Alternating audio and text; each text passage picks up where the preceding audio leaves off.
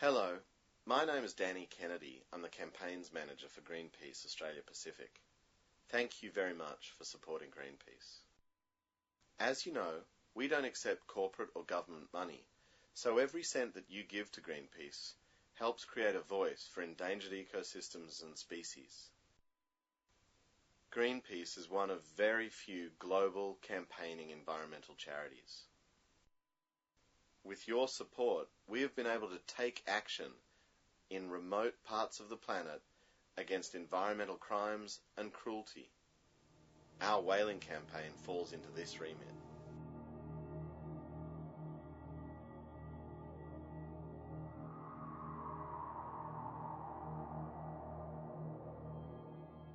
Early next year, Greenpeace will be back in Antarctic waters to disrupt, delay and document the hunt. With our supporters' help, our activists will again defend whales by placing themselves between the whales and the harpoon. We will broadcast images of the slaughter to the world's media. We will hamper the transfer of whales from the catcher vessels to the processing ship. In early 2006, Greenpeace alerted the world to what was really going on in the Southern Ocean. Here you see the hunters track a whale, wait for it to tire, and then aim their harpoon. The harpoon is packed with an explosive that detonates inside the whale's body on impact. It can take up to an hour for a whale to die, from either internal bleeding or drowning. It's then hauled on board a processing ship to be butchered.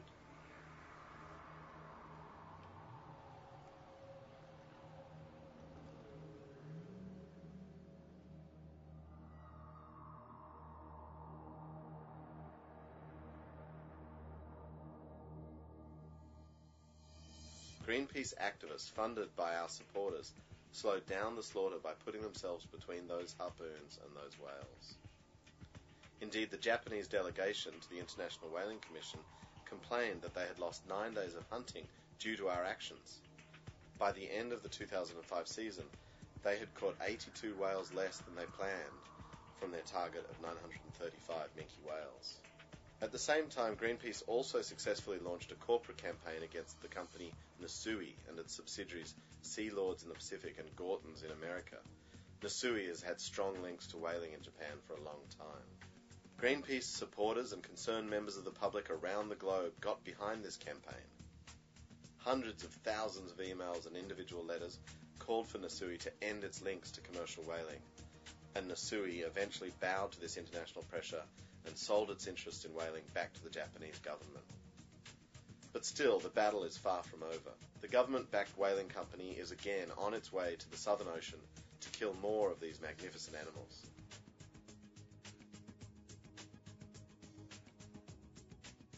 Greenpeace has been defending whales for over 30 years.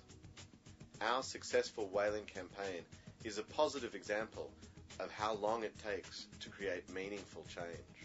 The history of whaling was a history of serial disasters, the depletion of one species after another.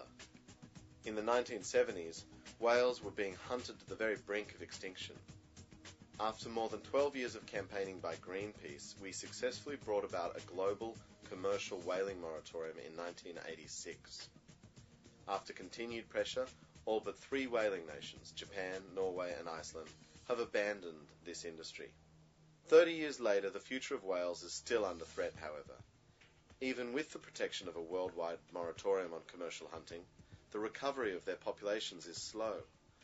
Whales take years to mature and to breed. 7 of the 8 great whale species decimated by whaling are still on the endangered species list. Disturbingly, more than half of the female minke whales slaughtered last season were pregnant. Despite this, the Japanese whaling fleet continues to hunt whales under the guise of scientific research. It's a loophole in the current International Whaling Commission agreement. The Japanese government still persists with this whaling, despite the fact that it is unprofitable and unpopular. A new poll commissioned by Greenpeace from Japan's Nippon Research Center shows that 77% of the Japanese public do not support whaling on the high seas. In fact, less than 4% of the Japanese population eats whale regularly. Unsold whale meat is either stored in freezers or processed into pet food. Stockpiles of uneaten whale meat have nearly doubled over the last decade. Whales are highly sophisticated animals. They are not fish, they are mammals, just like us. And like us, they breathe air, they're warm-blooded, they give birth to live young and nurse their babies with milk, just as female humans do. Female whales and their offspring often have very strong bonds, with the mother nursing her young for up to a year. Whales have one of the most complex and sensitive nervous systems of all animals and mammals. We can only imagine what an explosive tipped harpoon must do to them. Whales are very sociable and usually travel in pods. They use sophisticated songs to communicate with one another. The endangered humpback whale is the most imaginative of all. Male humpbacks have long, varied, complex and eerie songs. They use the largest frequency range of any species. There are only an estimated 10,000 humpback whales left in the whole world. Regardless, for the first time in 30 years, Japanese whalers will hunt 50 humpback whales in the 2007-2008 season, if they have their way. The fin whale is another endangered species at risk. It's the second largest animal to have ever lived on Earth after the blue whale. It can grow up to 26 meters and weigh up to 80 tons. They are the fastest travelers of any whales. They can swim up to speeds of 37 kilometers an hour and have been nicknamed the greyhounds of the sea. Despite becoming a protected species in 1976, the damage had already been done. At the peak, during the 1950s and 60s, more than 30,000 fin whales were slaughtered every year.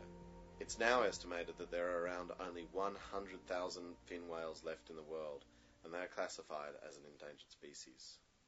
Despite this, the Japanese whaling fleet will hunt 50 fin whales this season, along with the 935 minke whales they plan to take, all for so-called scientific research. The Australian government recently released a damning report condemning this scientific research as worthless. Whale watching is a much more profitable industry. In Australia, more than 1.5 million people go whale watching each year. This injects about $300 million into the economy, and it's a growing business around the world. Greenpeace will keep fighting for the whale's survival with your help. The Japanese government makes no secret that it wants to resume full commercial whaling. This is despite the fragility of the whale's populations and the fact that there is no market for whale meat. Greenpeace is fighting for an end to whaling, full stop. Whales are not only threatened by hunters, they face a bleak future unless we seriously tackle global warming, pollution and overfishing. Global warming threatens krill, the main food source for many whales. Most of the chemicals that we produce eventually find their way into the sea, and they accumulate in whales' blubber. The southern hemisphere population of the blue whale, for example, the largest animal on Earth, could become extinct within the next decade because of habitat degradation. That's no small thing. Even in an age when species drop off the face of the planet with alarming regularity, there are so few blue whales left, just a few hundred animals down from an original 250,000. Blue whales travel over such vast stretches of ocean that they must be having trouble finding mates. Marine biologists fear the growing cacophony of man-made sounds under the sea, from ships' engines to oil drills, may be interfering with their ability to communicate over long distances. And it's not just whales that need our help.